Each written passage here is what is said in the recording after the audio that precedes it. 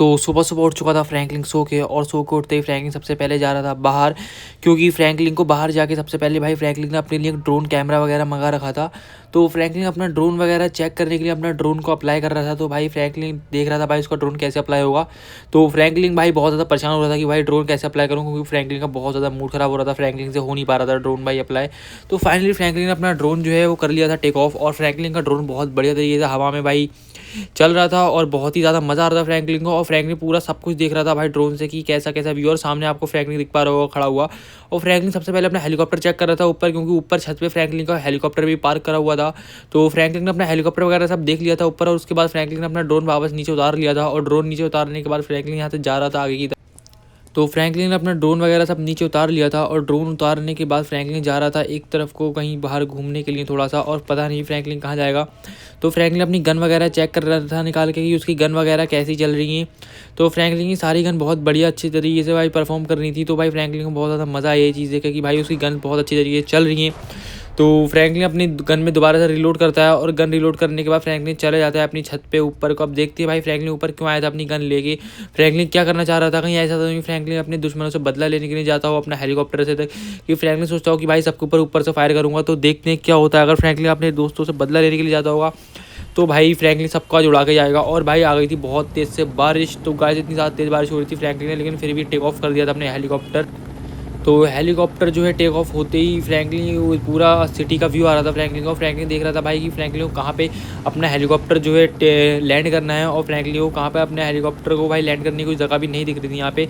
तो गाइस बारिश इतनी ज़्यादा तेज़ हो रही थी, तो फ्रैंकलिन सोच रहा चलो भाई ट्रेन के ऊपर करते हैं भाई अपने हेलीकॉप्टर को वो भाई लैंड, लेकिन भाई फ्रैंकलिन नहीं कर पाया।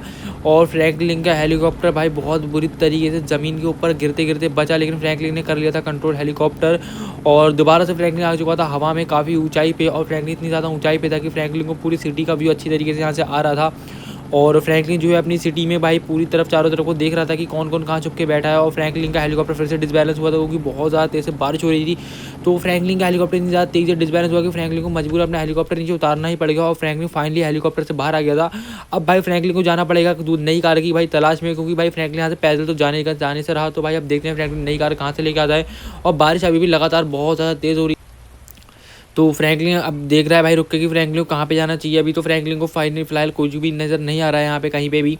और तो फ्रैंकलिन सोच रहा है भाई अब नई कार कहाँ से लेकर आऊँ। फ्रैंकलिन के माइंड में कुछ भी नहीं आ रहा। फ्रैंकलिन का बहुत ज़्यादा मूड भी ख़राब हो रखा है, और फ्रैंकलिन का सामने हेलीकॉप्टर भी ख़राब हो चुका था पूरी तरीके से। अब फ्रैंकलिन को यहाँ से आगे जाने के लिए कार की सख्त ज़रूरत थी, नहीं तो भाई फ्रैंकलिन के आगे कैसे जाएगा। और फ्रैंकलिन के हेलीकॉप्टर के भाई विंग्स वगैरह पूरी तरीके से डैमेज हो चुके थे, इसलिए फ्रैंकलिन को अब यहाँ से भागना ही पड़ रहा है। और फ्रैंकलिन रेलवे ट्रैक के ऊपर भाग रहा है बहुत ज़्यादा बुरी तरीके से। और रेलवे ट्रैक का भाई इतनी गंदी तरीके से फ्रैंकलिन भाग रहा था कि फ्रैंकलिन के पैर में चोट भी लग सकती थी, लेकिन फ्रैंकलिन तब भी भाग रहा था। और फ्रैंकलिन को सामने एक कार वाला जाते हुए दिखता है, और कार होती है वो वैगनार।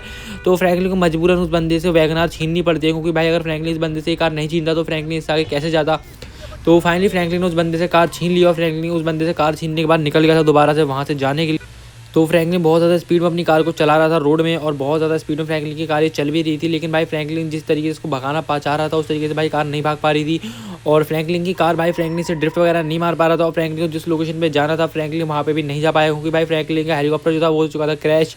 और हेलीकॉप्टर क्रैश होने के चक्कर में फ्रैंकलिन का पहले ही बहुत ज़्यादा मूड ख़राब था, और सामने से एकदम से एक बस आ गई थी, और बस वाले ने फ्रैंकलिन की कार में भाई हिट करा बहुत ज़ोर से। और फ्रैंकलिन का मूड ख़राब हो गया। फ्रैंकलिन सोच रहा है चलो भाई ये कार की तो बहुत बुरी तरीके से यहाँ पे डैमेज हो चुकी है, तो चलते हैं अब शोरूम के अंदर, और शोरूम में जाके भाई नई कार परचेस करते हैं। अब देखना ही होगा कि फ्रैंकलिन कौन सी कार जो है वो परचेस करेगा।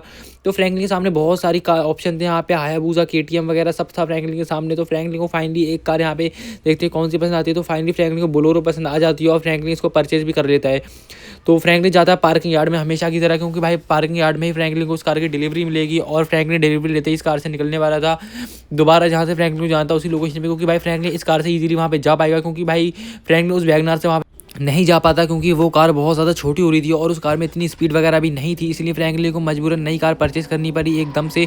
और फ्रैंकलिन फाइनली नई कार परचेस करके निकलने के लिए यहाँ से एकदम रेडी हो चुका था। और फ्रैंकलिन इस कार से यहीं पे बर्नआउट वगैरह सब मार दे रहा था, और फ्रैंकलिन को बहुत ज़्यादा मज़ा आ रहा था ये कार ड्राइव करने में। लेकिन फ्रैंकलिन का कहीं ना कहीं बहुत ज़्यादा मूड ख़राब था, क्योंकि फ्रैंकलिन का हेलीकॉप्टर क्रैश हो गया था, इसलिए फ्रैंकलिन का बहुत ज़्यादा मूड ख़राब हो रहा था। अब देखते हैं भाई फ्रैंकलिन अपना हेलीकॉप्टर लेके कहाँ कहाँ जाएगा, या फिर फ्रैंकलिन अपने हेलीकॉप्टर को भाई कहीं पे ऐसी जगह पे लेके जाएगा ठीक कराने के लिए जहाँ पे फ्रैंकलिन का हेलीकॉप्टर इजीली ठीक हो जाए।